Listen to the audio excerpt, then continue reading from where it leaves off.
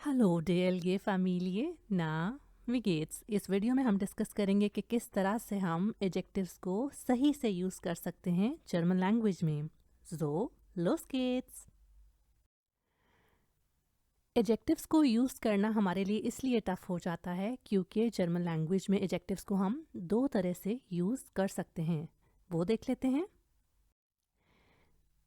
जैसे कि एक एग्जाम्पल है, Die Frage ist schwierig। सवाल मुश्किल है। इसमें आप नोट करें कि हमने एक नाउन के बाद में एडजेक्टिव यूज़ किया है, और एडजेक्टिव होता क्या है, वो एक नाउन के बारे में हमें बताता है कि कोई चीज़ कैसी है।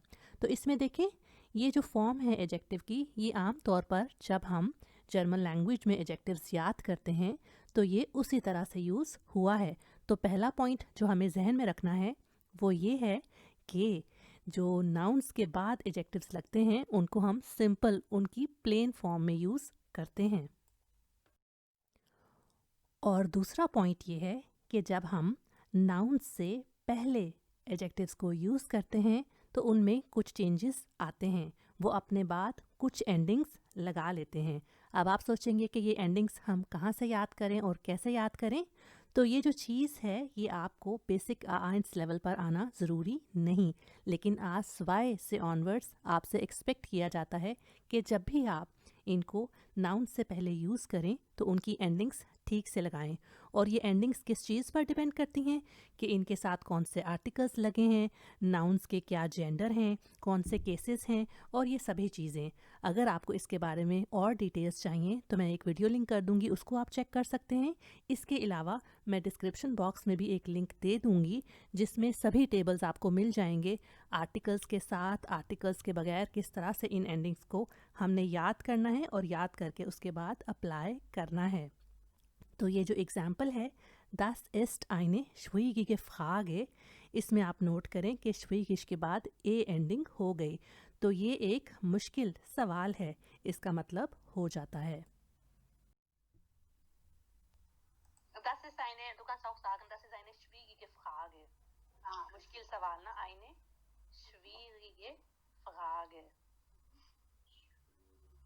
ये Frage. सारे बोलिए, that is a good question. Okay, das ist eine gute Frage. Ja. Das ist eine schwierige Frage. That is a nice question. Das ist eine nette Frage. Ja. Berlin is a big city. Berlin ist eine große Stadt. Große Stadt, genau. Berlin is a multicultural city. Berlin ist eine multikulturelle, genau, ja, ja. अच्छा, colourful को क्या कहते हैं? Colourful bunt ना, bunt. German is a Berlin is a colorful city. Berlin ist eine bunte Stadt. Ja, ja. और बोले historical city. Berlin ist eine historische. Yes, yes. Historische Stadt. Berlin is an old city. Berlin ist eine alte Stadt. Yeah. Okay. My home. I have a small home ना. ये simple आप बनाएंगी? जी. Ich habe eine kleine Wohnung. अभी जैसे हमने ये example बनाई कि मेरे पास है एक छोटा घर, डी वोनुंग होता है तो आइने क्लाइने वोनुंग हो गया, और ये आप नोट करें कि ये आकुजातिव केस में सेंटेंस यूज़ हुआ है।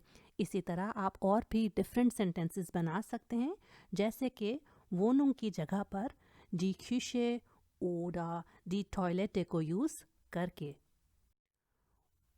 और अगर आप ये सोच रहे हैं कि कौन से डिफरेंट एडजेक्टिव्स हम यूज़ करके इन दो वर्ड्स के बहुत से सेंटेंसेस बना सकते हैं, तो ये आपके पास ऑप्शंस हो सकती हैं, जैसे कि क्लाइन छोटा, घोस बड़ा, डुंकल जिसमें रोशनी ना हो, कम रोशनी वाला, हेल रोशन, उसके बाद है अल्ट, हमें पता है पुराना, modern modern.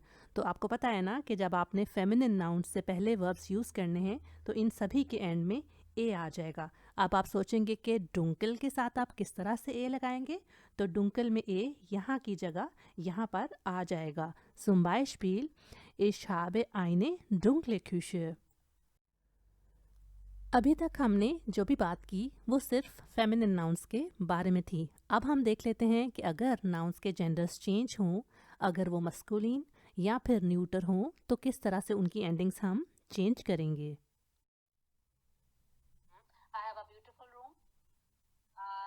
Ich habe einen schönen Raum.